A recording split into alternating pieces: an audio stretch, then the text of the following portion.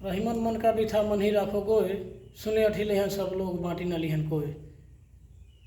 बड़ा हुआ तो क्या हुआ, जैसे पेड़ खजूर, पंथी को छाया नहीं फल लगाऊं अति दूर।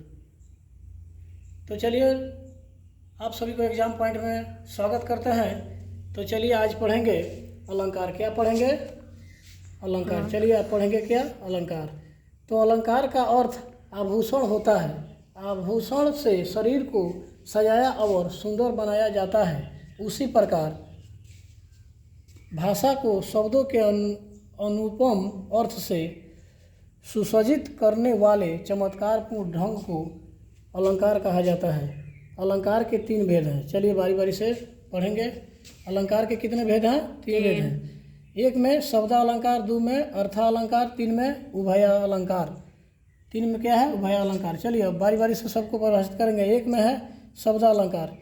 यह शब्दों के चमत्कार और लयात्मकता पर आधारित है। शब्द अलंकार के भेद और उदाहरण नीचे दिए जाते हैं, जैसे नीचे देखेंगे। यानी क में इसको भी कितना भेद में बांटा गया? इसको भी 4 भेद बनाया गया। शब्द अलंकार का भी 4 भेद होता है। चलिए जैसे अनुप्रास में कहता है, 1 में क में अनुप्रास अलंकार, जहाँ समान मोड़ों की ध्वनि बार बार दोहराई जाती है वहाँ अनुप्रास अलंकार होता है। यानी ध्वनि को बार बार दोहराई जाती है। कौन अलंकार होता है? अनुप्रास अलंकार होता है। जैसे देखेंगे, धर्म धुरीन धीन नयनागर सत्य स्नेहशील सुख सागर।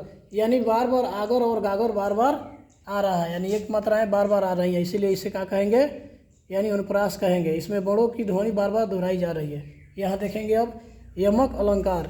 एक ही तरह के भिन्न भिन्न अर्थ वाले शब्द कई बार दोहराए जाते हैं। जैसे यहाँ कहता है कि एक ही तरह के भिन्न भिन्न अर्थ वाले शब्द कई बार दोहराए जाते हैं। यानी एक ही तरह के भिन्न भिन्न शब्द कई बार दोहराए जाते हैं। यहाँ देखेंगे, मूर्ति मधुर मनोहर देखी आ उभयहु विदेह विदेखी विसेखी। यानी कहता है एक ही तरह के भिन्न भिन्न शब्द अर्थ वाले बार बार प्रयोग किए गए हैं, दोहराए गए हैं। अब कहता है सलेश अलंकार।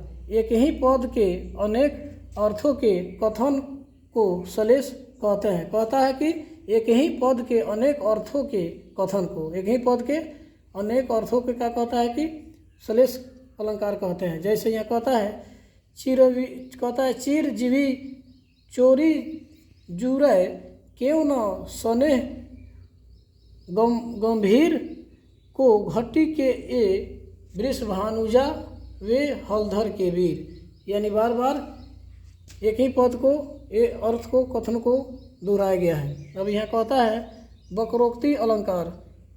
कहता है या किसी अन्य अर्थ से कहे गए वाक्य का कोई अन्य अर्थ कल्पित करने को वक्रोक्ति अलंकार कहा जाता है। यानी दूसरी बात कही जाती है, उसका अर्थ दूसरा ही हो जाता है, इसे वक्रोक्ति अलंकार कहते हैं। वक्रोक्ति माने पहले ही होता है कहना कुछ और, उसका अर्थ कुछ और हो जाना ही वक्रोक्ति होता है। जैसे कहता है किसी अन्य अर्थ से कहे गए वाक्य का कोई अन्य अर्थ कल्पित करने को वक्रोक्ति अलंकार कहा जाता है। जैसे कहता है कुछ और अर्थ कुछ और देता है। यहाँ नीचे देखेंगे, मैं सुकुमारी नाथ बन जोगू आ तुम ही उचित तप मोकहूँ भोगू। अभी आएंगे, यानी 2 में पढ़ेंगे अर्थालंकार। पहले क्या पढ़ते थे? शब्द अलंकार के कितने भेद थे? 4। अब इसको भी 4 भेद हैं। अर्थालंकार के भी 4 भेद हैं। देखेंगे 2 में अर्थालंकार है। जहाँ अर्थ में चमत्कार हो वहाँ अर्थालंकार होता है। इसके भेद और उदाहरण निम्न है, नीचे देखेंगे। रूपक अलंकार, उपमा और उपमेय अभिन्न कथन रूपक अलंकार है। यानी उपमा में उपमेय दिया जाता है। जैसे कहता है उदित उदयगिरी मंच पर रघुवर बाल पतंग आ बिकसे संत सरोज सब हरखे लोचन भृंग। अब घ में कहता है 1 में हो गया, यानी 2 में अर्थालंकार के भी 4 भेद है, रूपक अलंकार और उपमा और उत्प्रेक्षा और विरोधाभास। इसको पारी पारी से, जैसे रूपक का हो गया, अब यहाँ देखेंगे उपमा।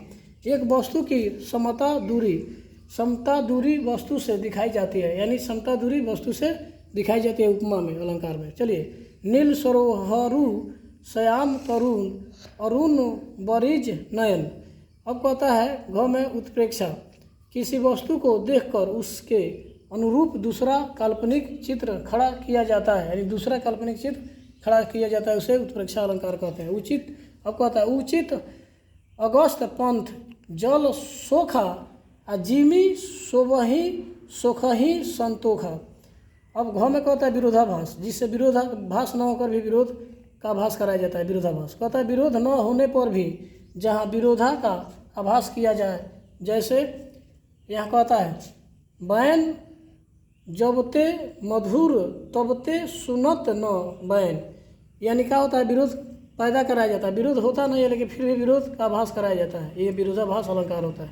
अब कहता है 3 में उभय अलंकार। तीसरा अलंकार क्या है? उभय अलंकार, यानी दूसरे को उभय का मतलब होता है अपने बारी में दूसरे को दाखिल करना। जहाँ शब्द और अर्थ दोनों का चमत्कार रहता है उसे उभय अलंकार कहते हैं। क्या कहता है? जहाँ शब्द और अर्थ दोनों का चमत्कार रहता है उसे क्या कहता है? उभय अलंकार। तो चलिए, नमस्कार दोस्तों, आज के लिए इतना ही। जय हिंद, जय भारत। यहाँ देखेंगे, यहाँ पे हमारी साइट भी, यहाँ पे वेबसाइट है, इसको सब्सक्राइब करेंगे। ये क्या है? ये क्या है? A रेड, और यहाँ पे लिखेंगे एग्जाम पॉइंट। क्या लिखेंगे? POINT, exam point coaching. यहाँ बिंदु, यहाँ डॉट देंगे, कोचिंग। क्या लिखेंगे? कोचिंग। ये हमारी चैनल है, इस चैनल को क्या करेंगे? साथ में सब्सक्राइब करेंगे। जैसे लिखा है A एग्जाम पॉइंट कोचिंग, इस पर चैनल के जितने भी पढ़ाई होती है सारी पढ़ाई आ जाएगी। तो चलिए, आज के लिए इतना ही। जय हिंद, जय भारत।